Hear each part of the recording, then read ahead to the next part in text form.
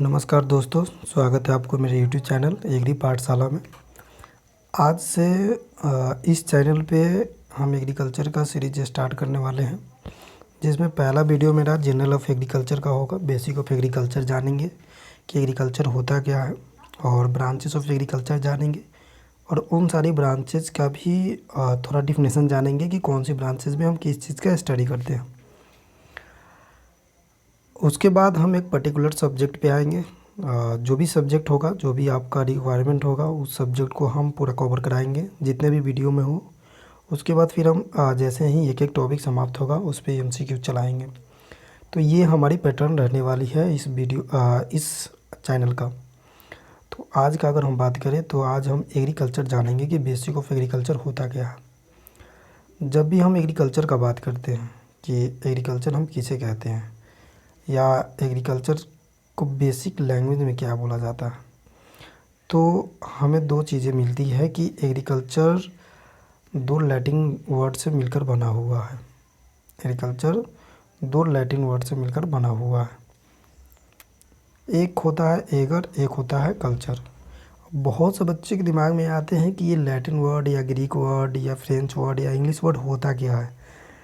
तो इसे हम इस तरह रिलेट कर पाएंगे या समझ पाएंगे। जैसे आप किसी भी पर्टिकुलर आदमी से कोई भी नाम पूछते हैं, जैसे मान लो आप में से किसी का नाम राम है, किसी का नाम श्याम है, तो आप अगर कोई व्यक्ति आप बोलता है कि मेरा नाम राम है, कोई बोलता है मेरा नाम श्याम है, तो आप इजीली आइडेंटिफाई कर पाते हैं कि ये जो पर्सन है ये इंडिया का ही होगा, चूँकि नाम रिलेट कर पाते हैं कि ये इंडिया का नाम है।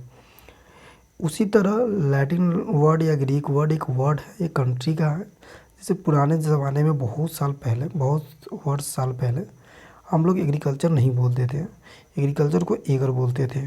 ठीक है, वहाँ से हम लोग इस शब्द को लिए और फिर एग्रीकल्चर बोला गया, जिसका एगर का मतलब होता है फील्ड और लैंड, और कल्चर का मतलब होता है ग्रोइंग ऑफ क्रॉप, यानी कि जो भी फील्ड होता है उसको प्रिपेयर करके हम क्रॉप को ग्रो कराना एग्रीकल्चर कहलाता है। ये तो हो गई पुरानी डिफिनेशन। बट अगर नया डिफिनेशन की बात करें, मॉडर्न इरा की बात करें, तो इसमें हम एग्रीकल्चर का एक पर्टिकुलर डिफिनेशन ये देंगे कि फील्ड को प्रिपेयर करके कोई भी क्रॉप को ग्रो करने के साथ साथ हम सॉइललेस फार्मिंग भी करते हैं, एनिमल हस्बेंड्री भी करते हैं, यानी कि मोर देन 2 इंटरप्राइजेज। जैसे मान लो कि पहले हम सॉइल पे खेती करते थे, लेकिन जैसे जैसे टेक्नोलॉजी आया, तो हम टेक्नोलॉजी के उपयोग करके हाइड्रोपोनिक लाए, यानी कि सॉइललेस फार्मिंग भी करना स्टार्ट कर दिया। तो अगर हम सिर्फ बोले कि cultivation of soil is known an agriculture, तो फिर ये डिफिनेशन गलत हो जाएगा, हाइड्रोपोनिक एग्जाम्पल नहीं हो पाएगा। इसलिए आपका जो एग्जाम्पल है एग्रीकल्चर का वो ये है कि cultivation of the soil and other enterprises like animal husbandry, like fisheries, like apiculture, like aquaponic, like hydroponic, ये सारी डिफिनेशन जो भी होती है एग्रीकल्चर में आती है। अब इसका हम बेसिक ऑफ डिफिनेशन जान जाते हैं। बेसिक ऑफ डिफिनेशन की बात करें तो जैसे मैंने बताया कि एग्रीकल्चर एक आर्ट और साइंस है। ठीक है, अब आर्ट और साइंस कहने का मतलब यहाँ सेंस क्या है। आर्ट कहने का सेंस ये है कि एग्रीकल्चर, जैसे आप कभी भी राइस का ट्रांसप्लांटिंग करते हैं, राइस का प्लांटिंग करते हैं, तो सब पर्सन से नहीं हो पाएगा। वो किसान कर पाएंगे जो उस चीज़ को जानते हैं और वो जिनके पास एक्सपीरियंस है। तो इसलिए इसको आर्ट बोला जाता है कि एक कला है, सब कोई से ये नहीं होता है। और साइंस इस फॉर्म में बोलते हैं कि बहुत सारे टेक्नोलॉजी का यूज़ करके, जैसे हमने जैसे मैंने कुछ देर पहले बताया कि जैसे हाइड्रोपोनिक आता है, तो एक प्रकार की साइंस हमने लाया जिसमें हम सॉइल के ना यूज़ करके हम किसी भी क्रॉप को ग्रो कर सकते हैं ह्यूमन कंजप्शन के लिए। तो डिफिनेशन की अगर बात करें तो agriculture is the science of the growing plant, मतलब प्लांट का ग्रो करना, एंड अदर क्रॉप, यानी कि प्लांट के साथ साथ कोई क्रॉप को ग्रो करना, raising animal for the food, other human need और द इकोनॉमिकल गेन, यानी कि पशु को पालना फूड पर्पज़ से या किसी भी इकोनॉमिकल पर्पज़ से पालना एग्रीकल्चर कहलाती है। दूसरी डिफिनेशन की बात करें तो agriculture is the branch of science. Agriculture science की एक ब्रांच है जिसमें हम स्टडी करते हैं, in which study about cultivation of soil. इसमें सॉइल के बारे में जानते हैं, स्टडी ऑफ सॉइल, सॉइल का स्टडी करते हैं, और फिशरीज करते हैं, पोएट्री करते हैं, एनिमल हस्बेंड्री करते हैं, सॉइललेस यानी कि हाइड्रोपोनिक और एरोपोनिक करते हैं। ये हमारी डिफिनेशन हो गई एग्रीकल्चर की। अब बेसिक ऑफ जानते हैं, जैसे पीछे मैंने बताया आपको कि लैंग्वेज के बारे में जाने हमने, कि जैसे भी पार्टिकुलर स्टेट या पार्टिकुलर कंट्री का जैसे नाम से पता चल जाता है कि ये बंदा, ये पर्सन इस पर्टिकुलर स्टेट से या ये पर्टिकुलर कंट्री से है। जैसे अगर आप सब में से किसी का भी नाम ए बी डिविलियर्स नहीं होगा या उस तरह का इंग्लिश नाम नहीं होगा, चूँकि वो नाम दूसरी कंट्री से, फॉरेन कंट्री से है, इसलिए हम आइडेंटिफाई कर पाते हैं कि कौन सा पर्सन किस कंट्री से बिलोंग करता है। उसी तरह लैटिन एक कंट्री का नाम है, उस कंट्री से लिया गया इस लैंग्वेज। तो लैटिन वर्ड में जितने भी सब्जेक्ट आते हैं, इसका एक ट्रिक है याद करने का, जितने भी सब्जेक्ट के लास्ट पे कल्चर लगा हो वो सारे लैटिन वर्ड से आते हैं। जैसे एग्रीकल्चर हो गया, पेस्ट हो गया, क्रेडिट हो गया, मार्केट हो गया, एक्सटेंशन हो गया, सॉइल साइंस हो गया। अब आप बोलेंगे कि इसमें तो सिर्फ एग्रीकल्चर में ही लगा हुआ है, हॉर्टिकल्चर भी हो सकता है यहाँ। मैंने यहाँ पे नोट डाउन नहीं किया है, बट हॉर्टिकल्चर भी हो सकता है, तो आप हॉर्टिकल्चर भी ले सकते हैं यहाँ से। और लैटिन वर्ड के याद करने का एक और ट्रिक है कि जितनी भी चीज़ें होगी जो आपको लगेगा कि ये फैलने वाली चीज़ें हैं, ये लार्ज स्केल पे होने वाली चीज़ें हैं, वो सारी लैटिन वर्ड में आती हैं। और दूसरा हो गया ग्रीक वर्ड। ग्रीक वर्ड में जितने नोमी और लॉजी, जिसके लास्ट में नोमी और लॉजी लगा हो, जैसे कि agronomy, entomology, Arthropoda, agriculture pathology यानी कि प्लांट पैथोलॉजी। अगर इंग्लिश वर्ड की बात करें तो मेटामॉर्फिक रॉक्स। ये मेटामॉर्फिक्स क्या होता है, तो ये रॉक्स होता है। हम आगे जब सॉइल साइंस में पढ़ेंगे तो उसमें जानेंगे कि रॉक्स 3 प्रकार के होते हैं। एक इग्नियस रॉक्स होते हैं, एक सेडिमेंट्री रॉक्स होते हैं, एक मेटामॉर्फिक रॉक्स होते हैं। तो फिर मेटामॉर्फिक जो रॉक्स होता है वो इंग्लिश वर्ड से लिया गया है, और मेटामॉर्फिक्स का मतलब होता है चेंज इन द फॉर्म, यानी कि अपने फॉर्म का चेंज कर देना। फ्रेंच वर्ड की अगर बात करें तो ये ट्रक गार्डनिंग जो एक्सटेंसिव फार्मिंग में आता है, उसे हम ट्रक गार्डनिंग फ्रेंच वर्ड में आ जाएगा। फिर एग्लो सेक्शन का अगर बात करें, एग्लो सेक्शन की अगर हम बात करें तो ये आ जाएगा टीलेज जो भी होता है, यानी कि मैनिपुलेशन ऑफ द सॉइल, यानी कि सॉइल का मतलब उलट पुलट करना टीलेज कहलाता है, भू परिष्करण कहलाता है। तो ये एग्लो सेक्शन से आती है। अब आगे हम बात करें, जैसे आपको हम बताया कि एग्रीकल्चर सिर्फ क्रॉप को ग्रो करना ही नहीं होता है, बल्कि इसमें हम ये क्रॉप को ग्रो के साथ साथ हम देखते हैं कि एनिमल हस्बेंड्री भी कर सकते हैं, क्रॉप ग्रो भी कर सकते हैं, उसके साथ साथ फिशरीज भी कर सकते हैं, फॉरेस्ट्री भी करते हैं, उसके बाद हाइड्रोपोनिक यानी कि सॉइललेस फार्मिंग भी करते हैं। अब आगे हम बात करें ब्रांचेस ऑफ एग्रीकल्चर के। तो जब भी आप एग्रीकल्चर पढ़ें तो आप एग्रीकल्चर को एज ए ट्री माने, कि एग्रीकल्चर क्या है, एज ए ट्री है। और जब ट्री है तो एग्रीकल्चर, कोई भी पेड़ है उसमें बहुत सारी ब्रांचेज होती है। तो अगर हम किसी भी ट्री के बारे में अध्ययन करना है तो उसकी ब्रांचेस का अध्ययन करना बहुत ज़रूरी होता है। एक एक ब्रांच देखेंगे। जैसे आप मान लीजिए कि किसी भी हाउस का स्टडी करना है, किसी भी घर के बारे में जानना है, तो उसके पर्टिकुलर एक एक रूम के बारे में जानेंगे कि फर्स्ट वाला रूम क्या है, दूसरे वाला रूम क्या है। जैसे होता है ना कि एक गेस्ट रूम है, एक किचन रूम है, इस तरह से करके हम एक घर के बारे में जानते हैं। उसी तरह एग्रीकल्चर के बारे में जानना है तो हम एक एक सब्जेक्ट के बारे में जानेंगे कि सॉइल साइंस क्या होता है, इंटोमोलॉजी क्या होता है। फिर जब ये सारी चीज़ें जानेंगे तब जाके हम एग्रीकल्चर संपूर्ण तरीक़े से जान पाएंगे। तो अगर ब्रांचेस की बात करें तो इसमें लमसम 12+ ब्रांचेस हैं, लेकिन मैंने मेजर ब्रांचेस लिखा है और माइनर ब्रांचेस भी मैं बताऊंगा। जैसे पहला सॉइल साइंस हुआ, दूसरा इंटोमोलॉजी हुआ, तीसरा हॉर्टिकल्चर हुआ, चौथा एग्रोनॉमी हुआ, पांचवा फॉरेस्ट्री हुआ, छठा प्लांट फिजियोलॉजी हुआ, सातवां जेनेटिक्स एंड प्लांट ब्रीडिंग हुआ, आठवां प्लांट पैथोलॉजी हुआ, 9th एक्सटेंशन हुआ। अब ये सारे जितने भी ब्रांच है एग्रीकल्चर का, इस सारे ब्रांच को हम पर्टिकुलर देखेंगे, एक एक करके इंडिविजुअल देखेंगे कि किस ब्रांचेज में हम कौन सी चीज़ें को अध्ययन करेंगे। जैसे सॉइल साइंस है तो सॉइल साइंस में हम सॉइल का अध्ययन करेंगे। उसी तरह से अब एक एक करके हम देखते हैं। जैसे पहला ब्रांच की अगर हम बात करें तो पहला ब्रांच क्या है, सॉइल साइंस। पहला ब्रांच सॉइल साइंस है। तो सॉइल साइंस में हम सिर्फ सॉइल का स्टडी करते हैं। अब सॉइल स्टडी करने से पहले आपको हमारे दिमाग में आएगा कि सॉइल होता क्या है। तो सबसे पहले जानते हैं कि सॉइल एक लैटिन वर्ड से लिया गया है, जिसके जो दो फॉर्म से लिया गया, एक सोलम से, जिसका मतलब होता है ग्राउंड या फ्लोर, यानी कि अर्थ क्रस्ट के जो भी टॉप वाले लेयर होते हैं जिस पे हम लोग रह रहे हैं उसी को बोलते हैं सॉइल। यानी कि जीरो से 15 सेंटीमीटर के सॉइल को हम 15 centimetre top of the soil को हम सॉइल बोलते हैं, जिसमें हम कल्टीवेशन करते हैं। आगे जब भी हम डिटेल्स में सॉइल साइंस पढ़ेंगे तो वहाँ जानेंगे। अभी बेसिकली इतना जानिए कि सॉइल साइंस एक लैटिन वर्ड से लिया गया है, सोलम से। सोलम का मतलब होता है ग्राउंड या फ्लोर। सॉइल साइंस की परिभाषा की बात करें तो soil is the natural body develop from the nature. Soil जो है एक नेचुरल बॉडी है जो नेचुरली मटेरियल से डेवलप हुआ है, लाइक रॉक्स एंड मिनरल्स, जो रॉक्स और मिनरल का कॉम्बिनेशन होता है। द नेचुरल फोर्स भी लगा है, जैसे water, wind and the other climate. इस तरह हम सॉइल को डेवलप किए हैं। जैसे सॉइल जब भी बनता है, सॉइल पहले वेदरिंग ऑफ रॉक्स होता है, रॉक्स का वेदरिंग होता है, फिर रिगोलित बनता है, रिगोलित से ट्रू सॉइल बनता है। ये सारी चीज़ें हम सॉइल साइंस में पढ़ेंगे।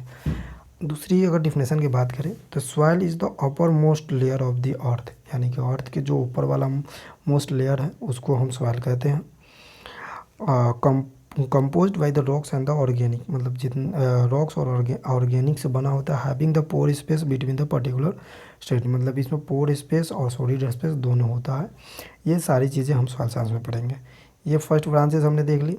For the passes and the air and the water and the provide machinery support and the nutrient plant, यानी कि सॉइल वो है जो क्रॉप को न्यूट्रिएंट प्रदान करने का काम करती है।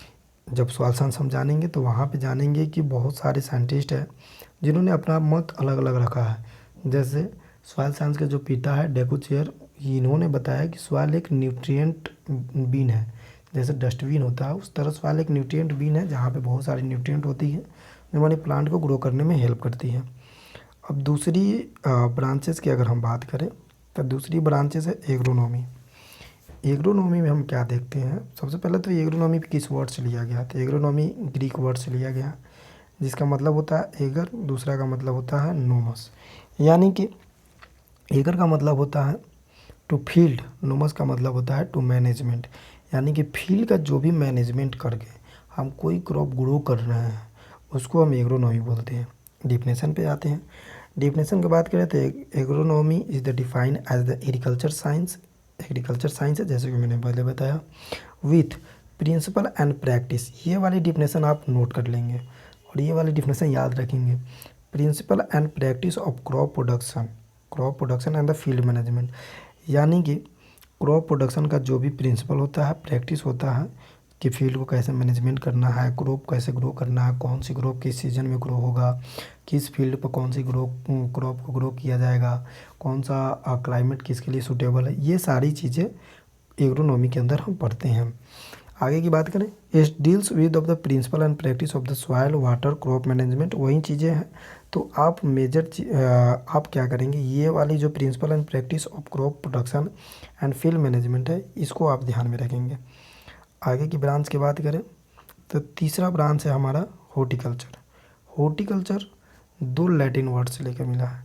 ये सारी चीज़ें क्वेश्चन एग्जाम में आती है कि कौन सा सब्जेक्ट किस लैंग्वेज से लिया गया है। जैसे पूछ देगा कि agronomy drive from which language, और 4 ऑप्शन दे देगा, लैटिन, ग्रीक, तो आपका ग्रीक उसमें सही होगा। उसी तरह हॉर्टिकल्चर 2 लैटिन वर्ड से मिलकर बना हुआ है, होटस और कल्चर। होटस का मतलब होता है गार्डन, कल्चर का मतलब होता है कल्टीवेशन, यानी कि गार्डन का, किसी भी गार्डन में हम कोई भी फ्रूट का, फ्लावर का, वेजिटेबल्स का ग्रो करते हैं उसको हम हॉर्टिकल्चर कहते हैं। अब गार्डन में तो पर्टिकुलर एक फ्रूट या वेजिटेबल का तो ग्रो होगा नहीं, उसमें हम फ्लोरिकल्चर भी कर सकते हैं, ओलेरीकल्चर भी कर सकते हैं। इसकी बहुत सारी ब्रांचेज होती हैं। डिफिनेशन की बात करें तो horticulture is the art and science, horticulture भी एक आर्ट और साइंस है। Science of growing fruit, vegetable, flowers, tree ये सारी चीज़ें को हम अध्ययन करते हैं shrub and the ornamental plant. अब हम ब्रांच ऑफ हॉर्टिकल्चर को देखते हैं कि कितनी ब्रांचेज होती हैं। ब्रांच ऑफ हॉर्टिकल्चर की अगर हम बात करें तो ये 5-6 ब्रांचेज होती हैं, जिसमें हम सीरियल वाइज देखेंगे। पहले होती है पोमोलॉजी। पोमोलॉजी भी एक लैटिन और ग्रीक दोनों वर्ड से मिलके बना हुआ है। पोमस प्लस लॉजी। पोमस मतलब होता है फ्रूट, लॉजी मतलब होता है स्टडी, यानी कि जब हम सवाल सेंस पढ़ेंगे तो वहाँ हम डिटेल्स में जानेंगे। पोमोलॉजी में हम फ्रूट के बारे में अध्ययन करते हैं, यानी कि हॉर्टिकल्चर में क्या कर रहे हैं, गार्डन का स्टडी कर रहे हैं। अब गार्डन के अंदर जितने भी टाइप के फ्रूट लगेंगे वो सारा चीज़ को पर्टिकुलर ब्रांच से अध्ययन करेंगे। जैसे अगर फ्रूट के बारे में जानना है तो पोमोलॉजी कहलाएगा, अगर वेजिटेबल्स के बारे में जानना है तो ऑर्लेरिकल्चर कहलाएगा, अगर फ्लावर के बारे में जानना है तो फ्लोरिकल्चर कहलाएगा, अगर स्पाइसिस एंड एरोमेटिक प्लांट के बारे में जानना है तो स्पाइसिस एंड एरोमेटिक प्लांट कहलाएगा। Medicinal ornamental. ऑर्नामेंटल का मतलब होता है सजावटी प्लांट। जब भी आप किसी के मैरिज हॉल में जाते हैं या मैरिज में जाते हैं तो वहाँ पे जो भी फ्लावर्स लगे होते हैं जो डेकोरेशन के लिए, जिसे आप देखते हैं तो लगता है कि अट्रैक्टिव है, वो सारी ऑर्नामेंटल प्लांट होती हैं। और मेडिसिन प्लांट जब हम मेडिसिन के तौर पे यूज करते हैं उस सारे प्लांट को अध्ययन करते हैं तो मेडिसिन प्लांट कहलाता है। ये तो हॉर्टिकल्चर की ब्रांचेज रही। हम लोग बात कर रहे हैं एग्रीकल्चर की, फिर एग्रीकल्चर में हॉर्टिकल्चर आया, हॉर्टिकल्चर की ब्रांचेज आई। ये सारी चीज़ें जब आप पर्टिकुलर टॉपिक पढ़ेंगे, पर्टिकुलर सब्जेक्ट पढ़ेंगे तो वो वहाँ आपको देखने को मिलेगा। और आगे हम पढ़ेंगे भी, कराएंगे भी, आपको हर सब्जेक्ट का वीडियो लाएंगे यहाँ पे। प्लांट पैथोलॉजी चौथा या पांचवा, आप याद रखिएगा, सीरियल नंबर से चल रहा है, 5 नंबर है। प्लांट पैथोलॉजी का मतलब होता है, पैथो मतलब होता है कि डिजीज़ का, इसमें हम बात करेंगे। जैसे ये भी ग्रीक वर्ड से लिया गया है। लैंग्वेज आप लोग याद रखिएगा कि कौन सा किस वर्ड से, किस लैंग्वेज से लिया गया है। इसका मतलब होता है पैथोस और लॉजी। पैथोस का मतलब होता है डिजीज़, एलिमेंट, सफरिंग। मान लो कोई भी प्लांट है किसी भी डिजीज़ से या कोई भी बीमारी से सफरिंग कर रहा है, यानी कि गुजर रहा है, उसके बारे में स्टडी कर लेना प्लांट पैथोलॉजी के बाद होता है। जैसे आप एक चीज़ मिला पा रहे होंगे कि एग्रीकल्चर में हमें हर ब्रांच को ब्रांच के बारे में जानना है और हर ब्रांच में अलग अलग चीज़ें बताई जा रही हैं। किसी में फ्रूट के बारे में बताया जा रहा है, किसी में सॉइल्स के बारे में बताया जा रहा है, किसी में क्रॉप के बारे में बताया जा रहा है, किसी में फिर क्रॉप पे लगा हुआ डिजीज़ के बारे में बताएंगे, फिर इंसेक्ट के बारे में बताएंगे। ये होता है एग्रीकल्चर। जब ये सारे कंबाइंड आप जानते हैं, नॉलेज लेते हैं, तो इसको हम कहते हैं कि एग्रीकल्चर का नॉलेज है। अब इसका अगर डिफिनेशन की बात करें, the plant pathology encompasses all the except aspect of the plant disease management and the knowledge on the disease causing the organism. यानी कि इसमें हम क्या जानते हैं कि जो भी प्लांट पैथोलॉजी है इसमें सारे प्लांट डिजीज़ के मैनेजमेंट, यानी कि कोई डिजीज लगा है तो उसका मैनेजमेंट कैसे होगा और डिजीज़ किस कारण से लग रहा है, वो सारी चीज़ें के जब हम अध्ययन करते हैं तो प्लांट पैथोलॉजी के अंतर्गत आता है। अब छठा ब्रांच की अगर हम बात करें तो छठा ब्रांच क्या होगा, इंटोमोलॉजी। इंटोमोलॉजी भी 2 ग्रीक वर्ड से मिलकर बना है। जैसे कि मैंने आपको पहले बताया कि जिसके लास्ट में लॉजी होगा वो ग्रीक से होगा, जिसके लास्ट में कल्चर होगा वो लैटिन से होगा। ये होता है इंटोमो प्लस लॉजी से। इंटोमन का मतलब होता है इंसेक्ट और लोगस का मतलब होता है स्टडी। यानी कि जब हम इंसेक्ट के बारे में स्टडी करते हैं तो वो इंटोमोलॉजी हो जाता है, और जब हम एग्रीकल्चर इंसेक्ट के बारे में स्टडी करते हैं, जैसे मान लो कि इंसेक्ट तो बहुत सारे हैं लेकिन सिर्फ स्पेसिफिक हम एग्रीकल्चर में जो लगने वाला इंसेक्ट है उस इंसेक्ट के बारे में बात कर रहे हैं, तो उसको हम एग्रीकल्चर इंटोमोलॉजी कहते हैं। लेकिन अगर इंटोमोलॉजी आ गया तो उसमें इंसेक्ट के जो बारे में करेंगे, होल इंसेक्ट का जो स्टडी करेंगे उसको इंटोमोलॉजी कहेंगे। अब इंटोमोलॉजी में जो एग्रीकल्चर क्रॉप में या स्टोरेज में, यानी कि एग्रीकल्चर से रिलेटेड जो भी इंसेक्ट लग रहा है और क्रॉप को नुकसान पहुंचा रहा है, इकोनॉमिकल लॉस कर रहा है, उसको हम इंटोमोलॉजी कहेंगे। डिफिनेशन की बात करें, entomology in agriculture is study of the insect and the their impact of the crop. यानी कि इंसेक्ट का स्टडी के साथ साथ वो इंसेक्ट क्रॉप पर क्या इम्पैक्ट कर रहा है, उससे कितना इकोनॉमिकल लॉस हो रहा है, और उसके मैनेजमेंट में कितना पैसा लग रहा है, ये सारे जब अध्ययन करते हैं तो ये इंटोमोलॉजी के अंतर आता है। अब हमने 7वां बात करना, 7th नंबर पे जो भी है उसको बोलते हैं, 7th नंबर पे है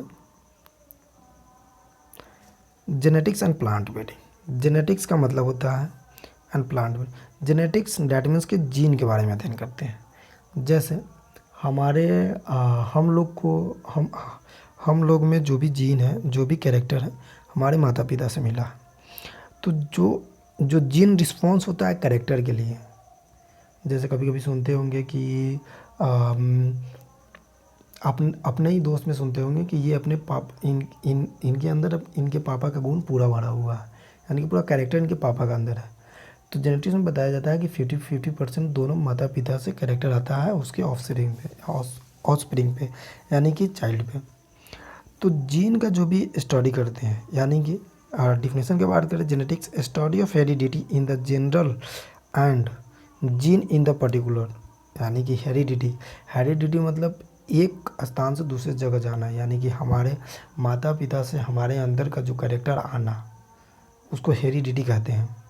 और जो कैरेक्टर है वो रिस्पॉन्स होता है जीन से, उसके बारे में स्टडी करना जेनेटिक्स कहलाता है। जैसे मान लो कि हमारे अंदर जो भी कैरेक्टर है उसमें 50% मम्मी से आई है, 50% फादर से आया है हमारे, तो उसका स्टडी जब कर रहे हैं कि कैसे आया है उसको हम जीन कहते हैं, और जीन का स्टडी जेनेटिक्स कहलाता है।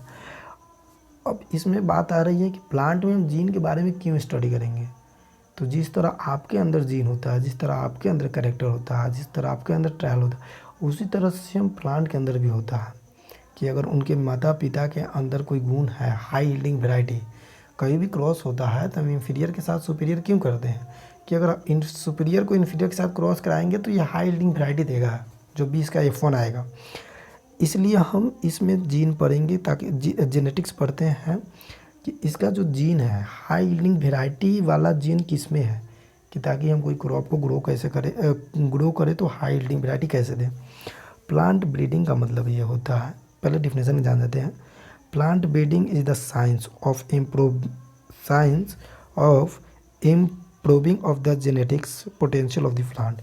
उसके जीन में जो भी चेंजेस कर सकते हैं कि हाँ, अगर कोई प्लांट है प्रोडक्शन ज़्यादा नहीं दे पा रहा तो उसके जेनेटिकली एंड फिजिकली, जैसे होता है ना फिनोटाइप और जीनोटाइप, जो जेनेटिकली मेकअप होता है, अंदर का जो भी गुण होता है उससे जेनेटिकली मेकअप कहते हैं। और फिनोटाइप का मतलब जो फिजिकल अपीयरेंस होता है, जो बाहरी का चीज़ देखती है, जैसे टॉल, ड्वार्फ, ये सब चीज़ें फिजिकल है। तो इनमें इम्प्रूवमेंट करके क्रॉप को हाई प्रोडक्शन मिलाना, हाई क्वालिटी मिलाना, ये सारी स्टडी करते हैं जेनेटिक्स एंड प्लांट ब्रीडिंग में। लास्ट अगर हम लास्ट ब्रांच की बात करें तो प्लांट फिजियोलॉजी। प्लांट फिजियोलॉजी का मतलब ये है, लॉजी लगा हुआ है तो ये भी ग्रीक वर्ड से होगा।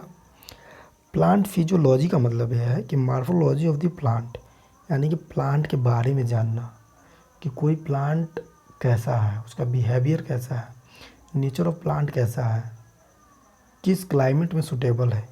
ये सारी चीज़ें जब प्लांट के बारे में अध्ययन करते हैं उसको प्लांट फिजियोलॉजी कहते हैं। जैसे plant physiology is the branch of botany, ये बोटनी की ब्रांच होती है। जब आपने 12th में जो भी स्टूडेंट सॉइल साइंस से होंगे वो रिलेट कर पा रहे होंगे कि साइंस की 2 ब्रांचेज होती हैं। एक ब्रांचेज होती है साइंस में आप मैथ ले सकते हैं, एक बायो ले सकते हैं। फिर बायो में 2 ब्रांच होती है, जो जियोलॉजी होता है, एक बोटनी होता है। जियोलॉजी में हम जंतु के बारे में अध्ययन करते हैं, बोटनी में हम प्लांट के बारे में अध्ययन करते हैं। तो ये प्लांट का एक पार्ट है जिसमें study of plant how to function, यानी कि फंक्शन कैसे करता है, प्लांट का फंक्शन किस तरह काम कर रहा है, कौन सा प्लांट शॉर्ट डे प्लांट है, डे न्यूटर प्लांट है, डे लॉन्ग डे प्लांट है। ये सारी अध्ययन हम करते हैं फंक्शनल में। ग्रो कैसे कर रहा है, डेवलप कैसे कर रहा है, रिस्पॉन्स टू डेल इन्वायरमेंट के प्रति उसका रिस्पॉन्स कैसा है, at the physiological and the biological and the molecular level, यानी कि जो भी प्लांट का फिजियोलॉजिकल और बायोलॉजिकल पोटेंशियल है वो सारा शो करना किसी भी पर्टिकुलर इन्वायरमेंट में, क्लाइमेट में। ये सारी अध्ययन हम प्लांट फिजियोलॉजी में करते हैं। एक और ब्रांच है जिसको हम बोलते हैं फॉरेस्ट्री। फॉरेस्ट्री में हम फॉरेस्ट के बारे में अध्ययन करते हैं। जाहिर सी बात है, नाम से ही पता चल रहा है कि इसमें हम फॉरेस्ट के बारे में अध्ययन करते हैं। Forestry is the science and the craft of the creating, managing, planting, using of the conserving and repairing forest and the Woodland. Forest का हम फॉरेस्ट के बारे में क्यों अध्ययन करते हैं? फॉरेस्ट के बारे में से क्या हो जाएगा? फॉरेस्ट को क्रॉप ग्रो करने से अब क्लाइमेट सही रहेंगे, इन्वायरमेंट सही रहेगा, रेनफॉल सही टाइम पे आएंगे। उसके साथ साथ फॉरेस्ट का हम यूज कर सकते हैं वुड जो उसका होता है उसको टंग बनाने में, यानी कि प्लाई उलाई में यूज़ करते हैं, उसके ईंधन में यूज़ करते हैं। ये सारी चीज़ें हम फॉरेस्ट्री में अध्ययन करते हैं, तो इसलिए बोलते हैं फॉरेस्ट्री। इसका ब्रांच बहुत सारे हैं, अभी मैंने ब्रांच नहीं बताया है। जैसे फिशरीज हो गया जिसमें रेयरिंग ऑफ फिश करते हैं, एनिमल हस्बेंड्री हो गया जिसमें एनिमल्स को रेयर करते हैं। जैसे एक लास्ट ब्रांच अभी बची हुई है एनिमल हस्बेंड्री। का एनिमल्स और हस्बेंड्री से आप याद करेंगे कि जो हस्बैंड लोग होते हैं, हस्बैंड का काम क्या होता है? उनको केयर करना होता है अपनी वाइफ के प्रति। उसी से हम रिलेट कर पाएंगे कि एनिमल हस्बेंड्री यानी कि एनिमल को केयर करना एनिमल हस्बेंड्री कहलाती है। आप किसी भी पर्पज़ से करें, चाहे आप फूड के पर्पज़ से करें या इकोनॉमिक्स के पर्पज़ से करें, जिस भी पर्पज़ से करें, लेकिन एनिमल्स को जो भी रेयरिंग कर रहे हैं फूड के लिए, इकोनॉमिक्स के लिए, वो सारी चीज़ आप एनिमल हस्बेंड्री कहलाएगा। जैसे कोई भी एनिमल्स है, जैसे मान लो कि कैटल्स है, बुफेलो है, उसके बाद आप पीग है, ये सारे जब भी हम रेयर करते हैं, इससे हमें क्या चाहिए होता है? या तो मीट चाहिए होता है, या तो फाइबर चाहिए होता है, या तो मिल्क चाहिए होता है। ये सारी चीज़ें हमें नीड होती हैं, इसलिए इस ब्रांच को, इस एनिमल्स को हम ग्रो करते हैं। ये सारी हम एनिमल हस्बेंड्री में पढ़ेंगे। आगे देखें, लास्ट है मेरा soil less farming. Soil less farming that means कि हम ऐसे क्रॉप को ग्रो करते हैं जिसमें हम सॉइल का यूज नहीं करते हैं। एक ऐसा टेक्नोलॉजी जिसमें सॉइल का यूज किए बिना हम कोई भी क्रॉप को ग्रो कर लेते हैं, उसको हम सॉइल लेस फार्मिंग कहलाता है। जैसे हाइड्रोपोनिक से पता चल रहा है हाइड्रो, जहाँ जहाँ हाइड्रो आता है वहाँ वहाँ वाटर आता है। तो हाइड्रो का मतलब ही होता है वाटर, यानी कि पानी के अंदर एक टेक्नोलॉजी डेवलप करना जिसमें हम पीवीसी का यूज़ करते हैं और उसमें पानी के द्वारा न्यूट्रिएंट को प्रोवाइड करते हैं और उससे क्रॉप अपना ग्रो कराते हैं, उसको हाइड्रोपोनिक कहलाता है। वो हाइड्रोपोनिक होता है।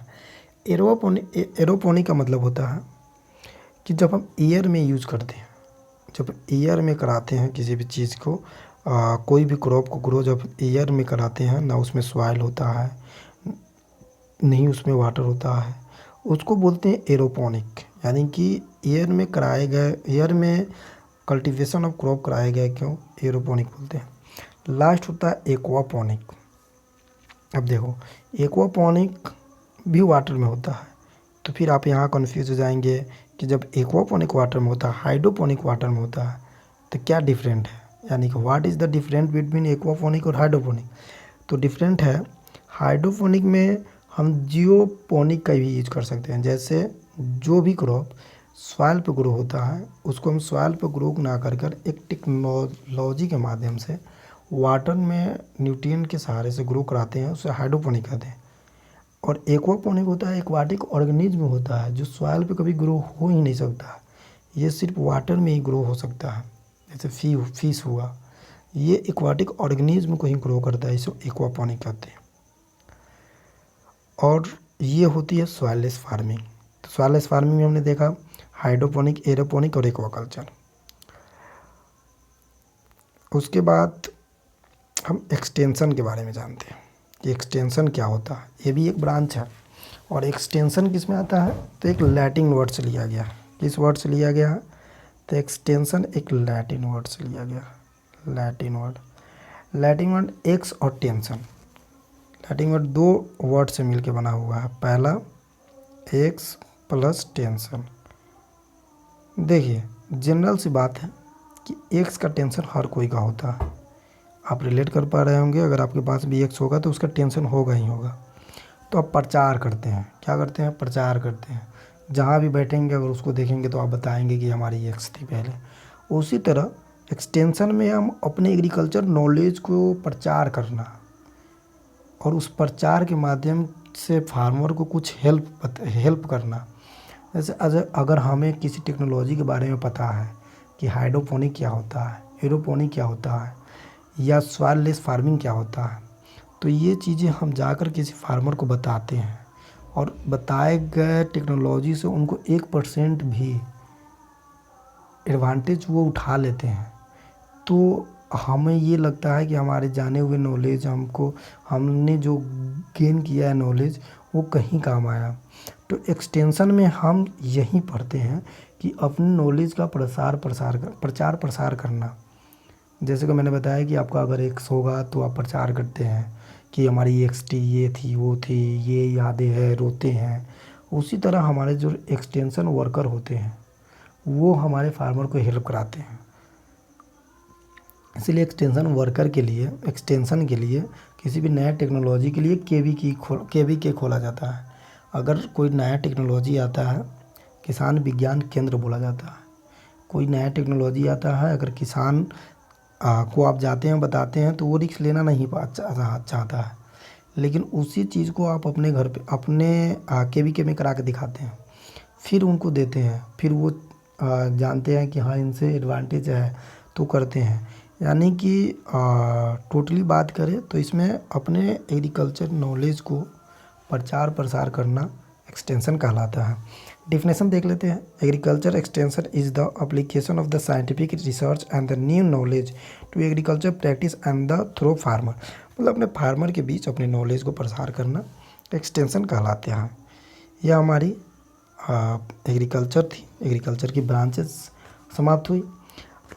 आगे का वीडियो आप कमेंट करके बताएंगे कि आप कौन सा सब्जेक्ट पढ़ना चाहते हैं, पर्टिकुलर सब्जेक्ट, उस टॉपिक को और उस सब्जेक्ट को।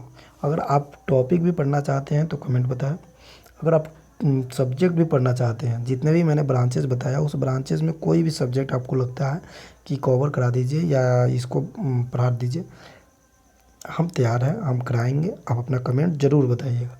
और लास्ट में मैं ये कहूँगा कि ये हमारी फर्स्ट वीडियो था। आप कमेंट करके बताना कि क्या गलतियाँ हैं जिसे हम सुधारा जा सके और क्या सही है जिसे और ज़्यादा इम्प्रूवमेंट की आवश्यकता है। तो थैंक यू। मिलेंगे अगले वीडियो में और इससे ज़्यादा पोटेंशियल से मिलेंगे। बट अपना कमेंट इसमें एक बार ज़रूर बताइएगा कि क्या दिक्कत है। धन्यवाद।